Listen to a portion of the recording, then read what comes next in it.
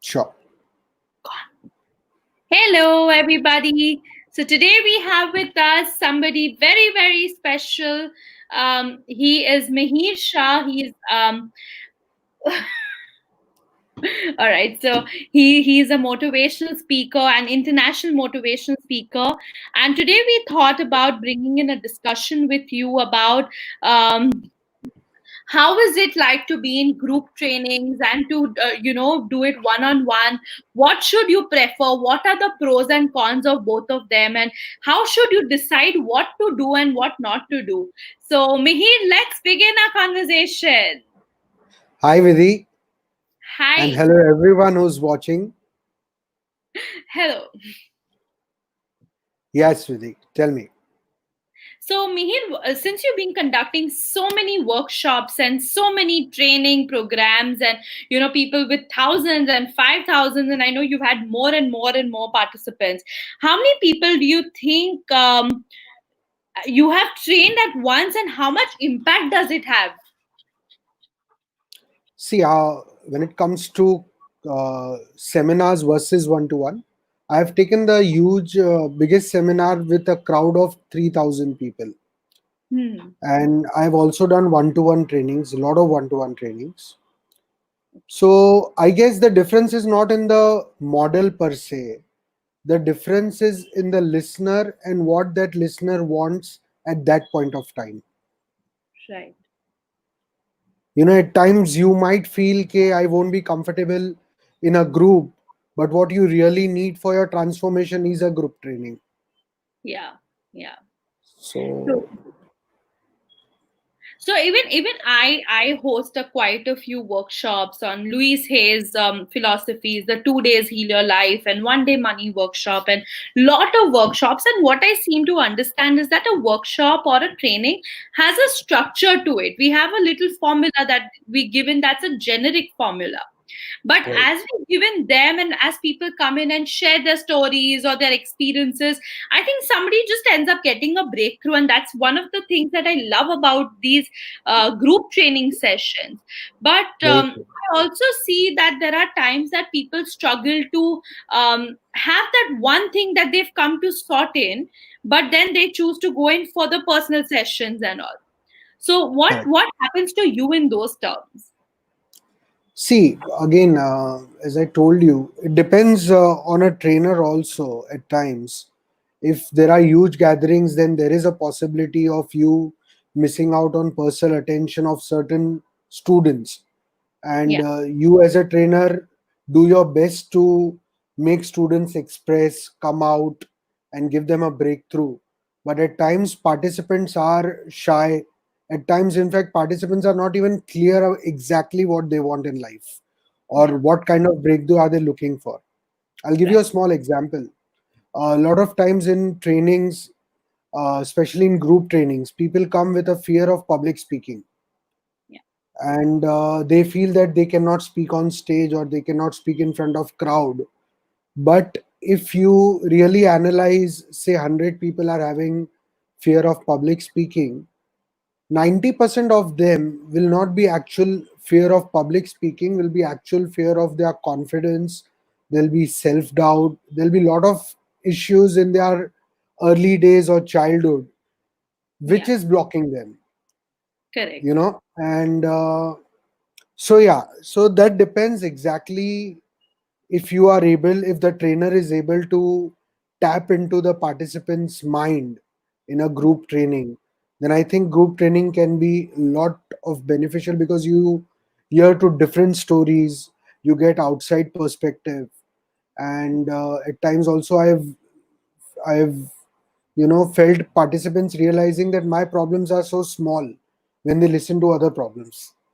Yeah. And when it comes to personal training, you are surrounded only by your problems and you feel that my issue is the biggest issue in the world. And of course you feel the need of help, that's why you are taking help from a counselor or a trainer. Yeah. So yes, at times personal training has also created huge difference. uh, you know so it really depends on the stage of the participant, what exactly he or she wants in that period of time or in that stage of life.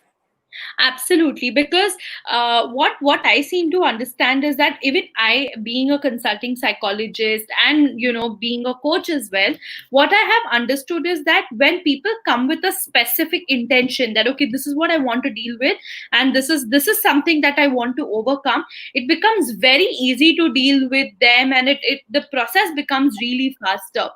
And Correct. what seems to happen is like if somebody comes with a lot of issues, I recommend them to do the workshop because the workshop and trainings, what I seem to understand is they give you certain formulas or certain tips or certain things that just end up changing everything for you. Like just that Correct. one tool might become like a game changer for you, and you could become independent in how you want to put it. Like I always tell everybody that the workshops that I do are basically, I'm like giving you a formula. You put in whatever you want to put in. You want to put in your career, you want to put in your relationship, put in whatever you want to, and you can use that for the rest of your life for whatever reason True. that you want to. And True. when they then convert, so like that's how I run, and a lot of my other colleagues also work, is that they do a 2 days workshop, and then if people are now clear, okay, this is what I want, then they turn into becoming one-on-one clients, and then they start focusing on a direction, and I think that True. has really helped them. True. True. I guess So this is the best model for trainer also and for the participant also. If you can start with attending a workshop, or if you're wanting a particular transformation or counseling in a particular area or a subject, and yeah, if there are any workshops going on, if you start attending that workshop, and then once you create a base for you, once you build up, certain clarities come in your life, and then if you go for personal counseling, I think it will be bang on. absolutely. So, Mihir, what is your understanding? Tejan is asking, how has the training sector changed during this pandemic of coronavirus? Oh, it has changed drastically, dramatically. The changes are more technical Yeah, because everybody has to go digital, and so that's a plus point. Uh, so even for a trainer as well as even for the end user, the audience, I right. guess, especially in India, a lot of people were hesitant when it come to online trainings, live trainings, but Yeah, now it has become kind of compulsion for them. And I guess for trainers also, this is one of the biggest opportunities in their life to yeah, prove that really training industry is worth, and training industry can create a big impact in life. yeah, And because of the technological development and advancement that we have seen around, I think yeah, we today can reach to every person on this planet sitting at your home. yeah. And I think this is in a way blessing in disguise, that people have accepted this module or form of getting trained digitally. Right. And I see that everything has gone from a seminar to a webinar. And I love Yeah, that. The only thing is like those two letters, but it's, I think, a drastic change. And I I, think so you miss the fun of being live on in front of people, and meeting people live, interacting with them. I think it is irreplaceable. It can yeah, never be changed because the energy is completely different. But absolutely. yes, this has given us, and we should see this as an opportunity only, because I think what training industry as an industry can contribute to the world, we Yeah, haven't even started yet, so true. so we just have to go uh, higher. There is no low for us, and pandemic has given us an opportunity to serve more people, to really show what we can do. And I think this is the future, because education needs to transform, and this is real education that we are providing through trainings. True. And we are also providing the idea and understanding for people that learning should be open, Yeah, you know totally. And to add to that, what I also seem to understand that last 4 months since the pandemic has started, I've seen to notice that a lot of people are going through downs more than ups at this point. So I think they are wanting the training more, and I think they're forcefully and even willingly coming to be a part of it, and learning and discovering a new entire niche for themselves, or whatever it is that they're looking to overcome. They're actually finding solutions for their lives, and that is brilliant. They're opening up to change. I think this True. is one of the best thing training sectors have advanced with, and become better with this pandemic. So I think this is one of the True. best things that's happened. And True. trainers who were always fearful, like even I was one of them who was very fearful of going online and serving a lot of people. I was always more like, no, face to face is only good, this that. But now I think this was like a push that you have to do it, you have no other choice. I think that's amazing for all of us. And I So can pandemic has transformed the trainers also. yes, it's transforming everybody. Yeah. All human beings are now becoming human beings and not human doings, and I love that. Like they're becoming sad, they're becoming everything, and it's becoming like doing and then becoming. We had forgotten to be humans, and I think this is just allowing us to be humans. I love that. Very true. Very true. Yeah. So what are you understanding of all of these conversations at this moment? Is there something you want to bring up? Uh, Any major problem or something that trainers face with a you want me to, yeah. So you want me to go from the perspective of a trainer or from the perspective of an audience who's audience? getting trained? Audience. Let's look at audience at this moment. Okay. So as our topic today was that should we go for one to one or should we go for group trainings? Yeah.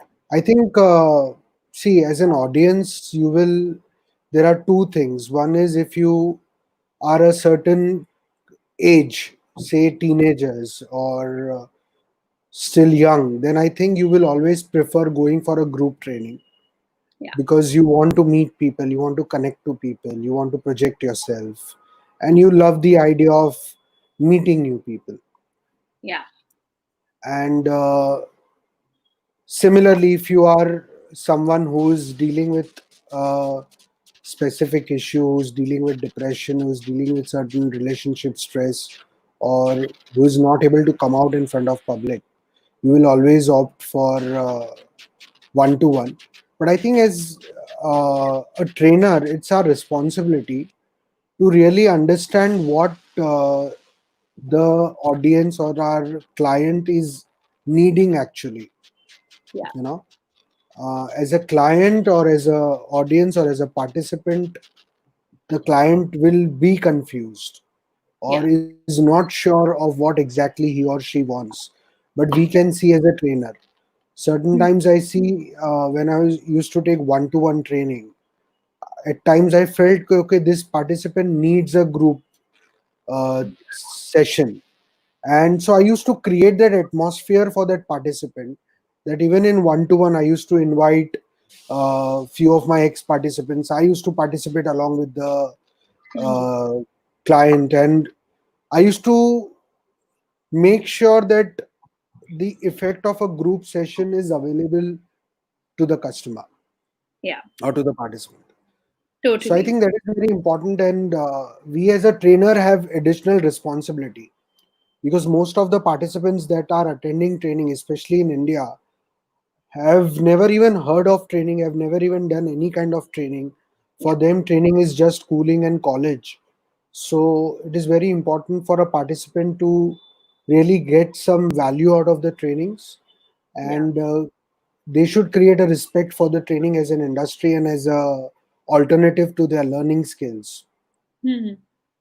You know, and Totally. seeing a lot of trainers coming in the market, seeing everybody becoming a trainer, I think this is very important for trainers to realize that it is very easy for you, for anyone to learn something and then start teaching people, because that is a human value that is in our DNA, that we want to advise, we want to teach, we want to speak, and there's nothing wrong about it. If True. everybody can in the world can become a trainer, nothing like it, because I think you learn more as a trainer rather than as a participant. I would So love I would love to see world full of trainers, because what I've learned as a trainer is 10 100 times more than what I've learned as a participant, trainer has made me a real learner. I So I really wish everybody in this world becomes a trainer so they can understand this way of learning and transformation in a much deeper way. absolutely. We all are ever changing and ever transforming. So, of course, it's a great field to like kind of explore in and grow and evolve as human beings. Yes. Taylor has one more question. How do you manage post training evaluation? See, what I deal, like my trainings or my subjects are very personal. I focus on personal development. I take trainings of public speaking or personal transformation. Right. So my evaluations are very straightforward, because I stay connected also to the participants, and my trainings generally are of 3 days or 4 days, and when it comes to personal training, they are of 1 month. So you can literally quantify the change, you know, Right. through, yeah, participants' expression, through participants' feedback, through the tasks that you are giving them. You can see the improvement, and you can quantify that improvement. True. And also, I make sure that whoever is doing my training, I give them a free follow up session of at least 6 months. Yeah. So, in that 6 months, I come to know whether that person has received the value, or whether that person is still needing some value. Yeah. And that's how I evaluate the benefits or the fruits of my training that participants are receiving. Wonderful, wonderful.